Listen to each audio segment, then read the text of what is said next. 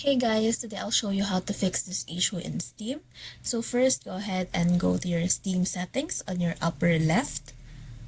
Now, once you're in your settings, just go to your controller and then go to your PlayStation controller support and click not enabled. And then go back to your game and see if the problem is fixed. If it's not, then turn it back to enabled without game support, with in-game without support. And then after that, make sure that this box is disabled. So if it is enabled, just unclick that. And then see if it works again. Now, if it doesn't work, go to your Steam library and right-click on the game that has the Xbox buttons showing.